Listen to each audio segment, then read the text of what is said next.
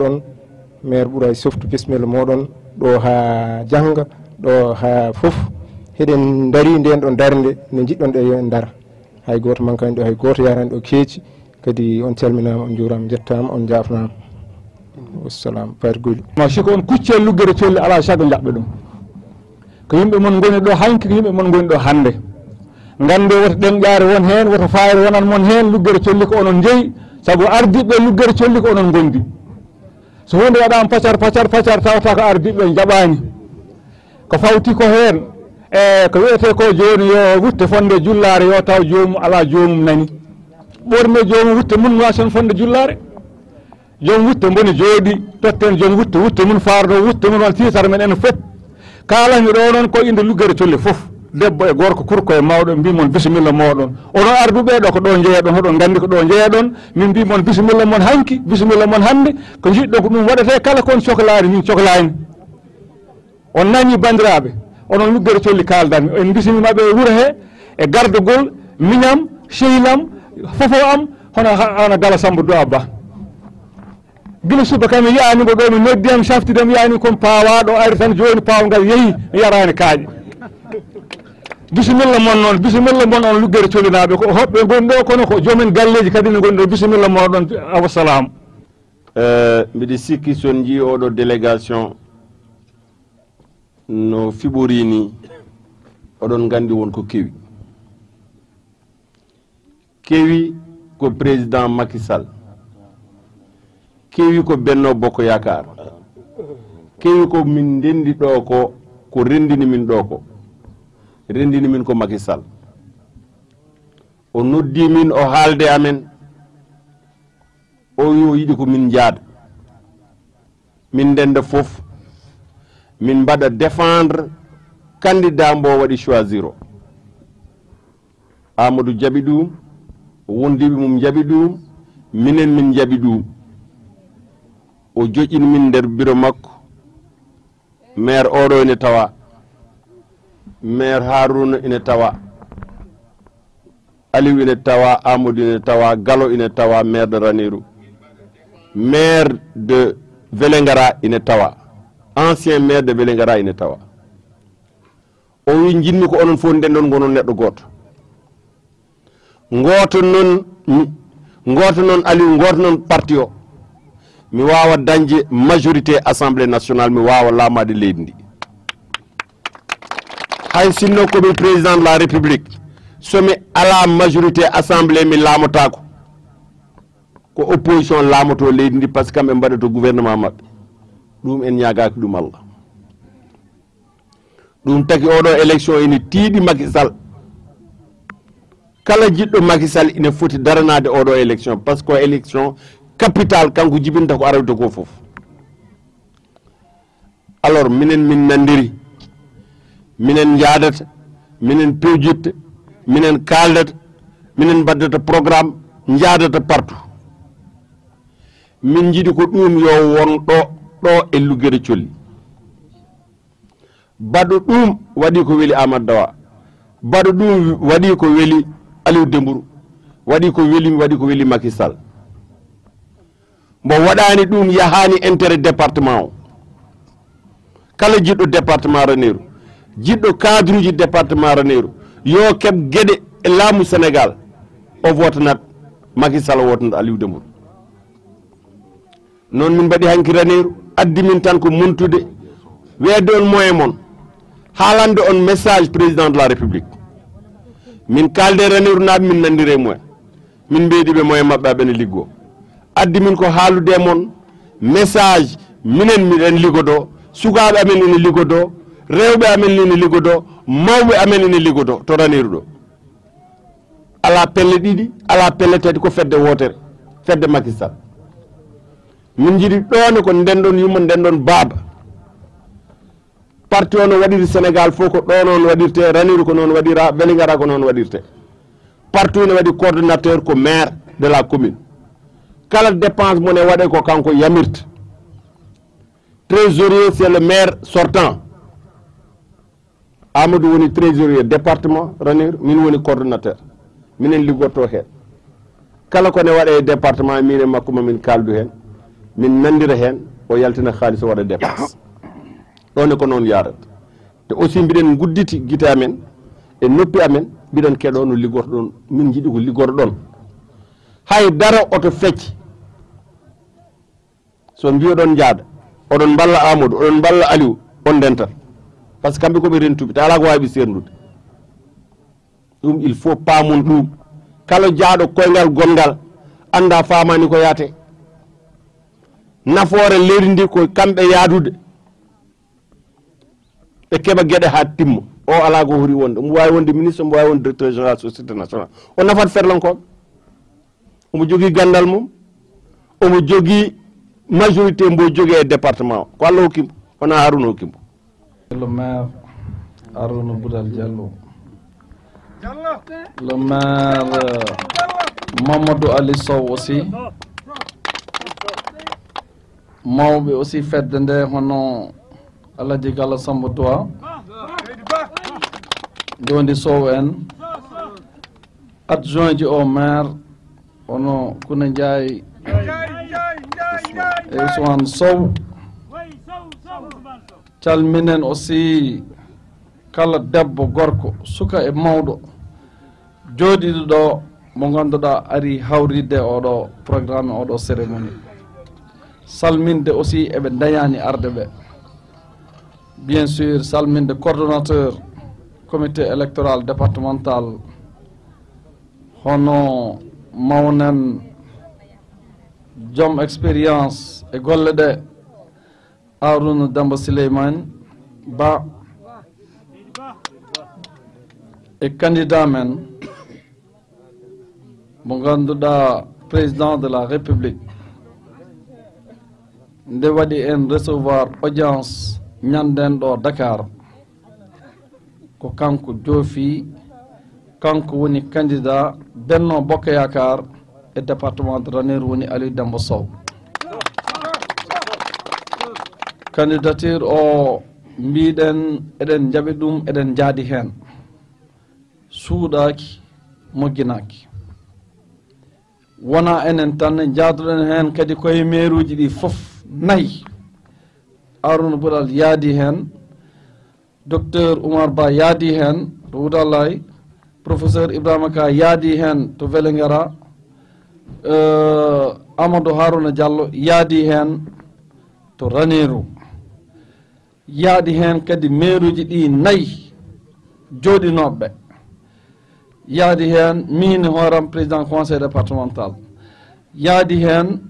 candidat men yaadi hen Abdou Karim Ba conseil économique et social yaadi hen conseiller au conseil des collectivités territoriales hono Harouna Ba o yaadi hen adjoint ji ɗi fof wadde kay eɗen mbawi wiide département de Ranérou ardi eɗen gandi sen daari ndeɗo jonde jooɗi ɗo ko Mamadou Ali Sow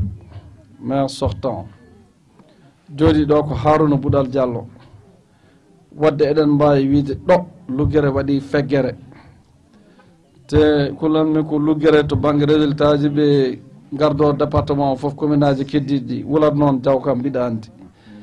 minen komin ñawoɓe mamin ñaw so nden heedi yaadude candidature oɗo ko yidde département de Ranérou jaggannode département o duusde département o ɓeydo wawde yiide hoore mum e golle président de la république Macky Sall wonto joofi so Allah jaɓi ko toon fayani inchallah seɗen guri eɗen celli ɗo addi en ɗo tan ko haalde ene moƴƴi neɗɗo haala militant ji responsable uji nana wiye ko kam haalde konngol mum kono eɗen mbawno yettinde ɗo tan nelal hay so ken garani kono kadi ko ni kadi ɓuuri labde kaari haali minen nani responsable et militant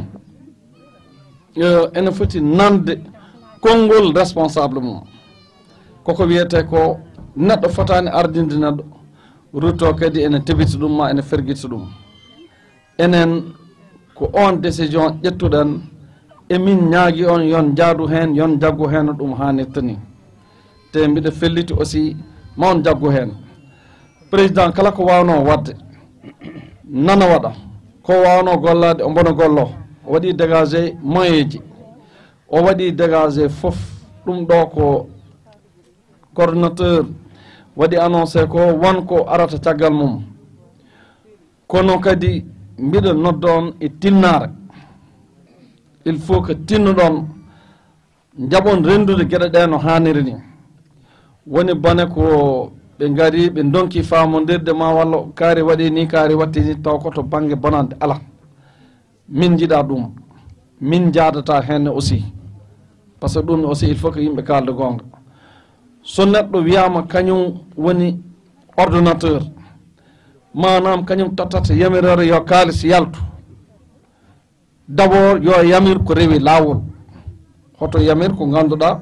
yimɓe fof ne ceetti ɗum ɗo kam hay programme campagne goto nawrani ɗum eɗen gandi fota wonde oɗone jamiraɗo tottaɗo ga kake ɗe yo jaggo halis o on ne hoto waɗen tan e bellanteje mum ma tawa min teyi tan waɗi ɗum ɗo ala ɗum ɗon kadi wonata ɗum ne kadi jaɓetake yadetake minen ɗo kala kone waɗe minen ɓe tato min peejidat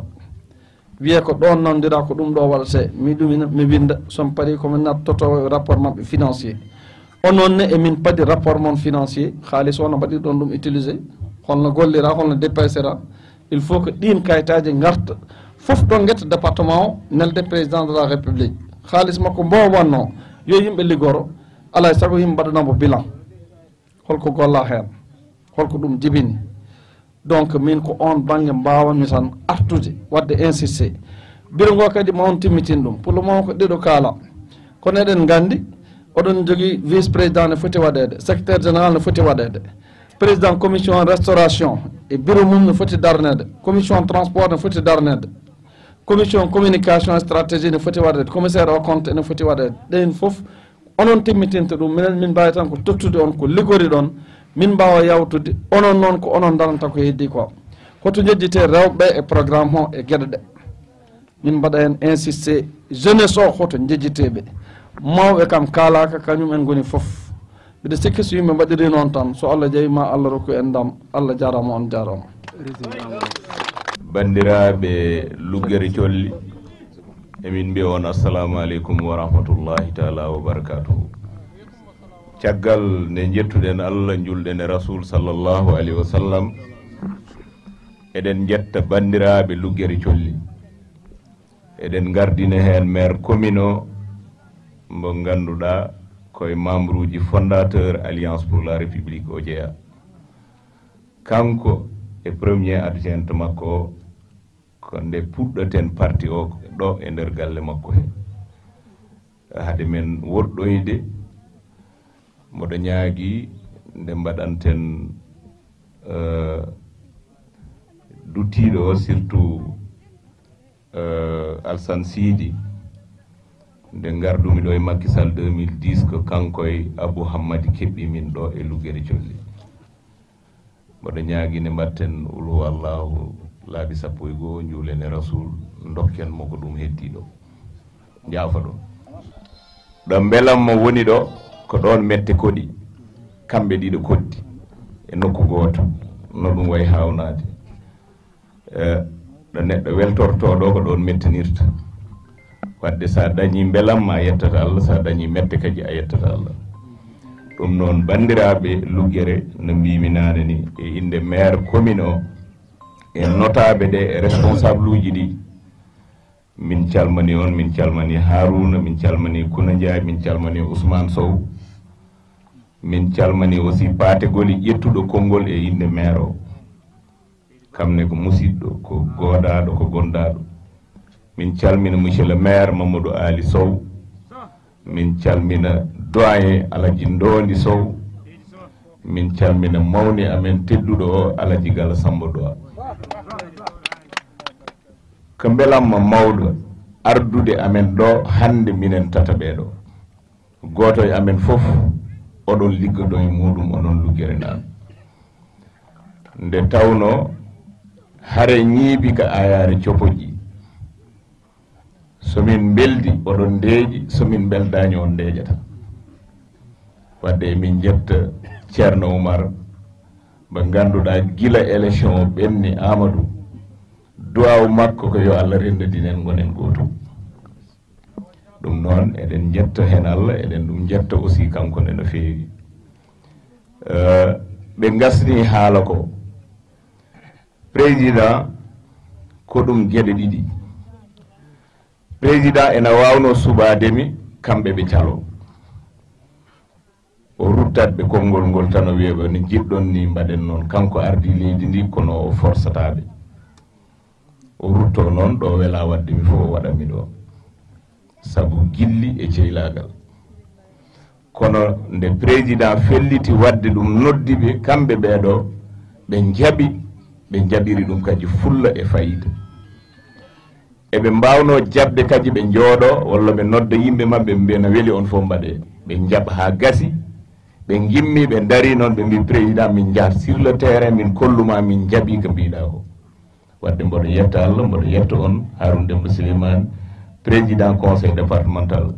Amadou Diallo ko heddi ko importance mo élection député jogui o ene moƴƴi ganden ɗum ganden enjeu o yimɓeɓe mbasa wiide tan ala wona député Ranérou o tan président sohli ko majorité assemblée sen gotiga carte kewɗe ha paari wonko ɗum ɓesdoyta e liste nationale he dempate tawi wona on jeeyat spécimen uji ɗi walla affiche aji ɗi gaddon dokkon ɗumen yimɓeɓe importance mbo député jogui godgol ngol jogui ɗum jinmi haalande on sen goti wonko ɗum ɓesdata dow to te président de la république so ala majorité assemblée o waɗata gouverneur kadi leydi ndi waɗat bloqué sabu assemblée nationale hay hunde waɗata e leydi ndi te rewañi assemblée président carburant muɗum avion mum ko diwnotombo ko dépense uji palais ɗe yimɓe ɓe ko joɓate salaire jangguinoɓe école ɓe ɗum ɗo fof ko ma rewa assemblée député ji goto ɗum jaɓande ɗum wooda soɓe jaaɓi ɗum wodata gaga o waɗani promulgué wadde so député ji ɗi calima kanko o gollata mais so gollani kanko omo jogui droit jooɗade nder palais o wiya o liiɓi assemblée nationale donc wontoto ko blocage e leydi he wadde noon ko kanko jiɗɗen kam holli en kadi ken jiyatana waɗani en ken mbaɗanano ko heɓtini en immade ɗo tan hande e tali o gara ɗo enen fof ɗo konna ɗen 30 minutes 49 minutes hanki a majjanna mbaɗa ɗo heure uji ɗiɗi heure uji tati wonande ɓe ganda lawol ngol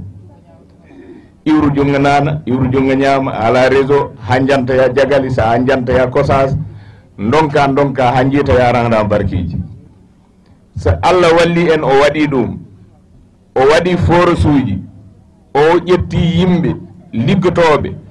o walli en dañi mairie ji ɗi poti e mairie ji hankadi Dakar sa wi mairie tan ko mairie foof en poti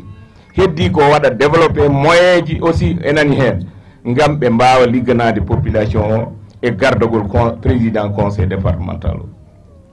ɗum ɗo foof noon wawa heɓade majorité assemblée heɓako saabu hay hunde gasata e leydi ndi rewani assemblée nationale wona sara e leydi oɗon nana ɗo sénat waɗama itta watta au conseil économique itta wattaya conseil économique wonno iɗan que comment avec le Mbaye Diack Diop conseil de la république en foof ina change kono tuggude président Senghor haɗa jaraten ɗo assemblée changeta ha aduna gasa donc ne président changirta ni ko noon woni assemblée nationale changeta hay hunde gasata rewani toon importance mum no moƴƴi yimɓe ɓe paamana Amadou wini mboɗo ñaagui noon monsieur le maire kañum e Gallo Samba Doua en ndondi bureau ngo Kuna Ndiaye en Ousmane en noddon yimɓe ɓe pop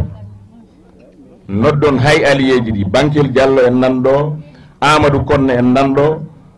Bakarel en kam hankadi sawɗo nanɗo kala mo ganduɗa ko responsable e nder Lugguere Colli nodde ɗum mbiyon ɗum hono mbatten lel noon programme laaɓɗo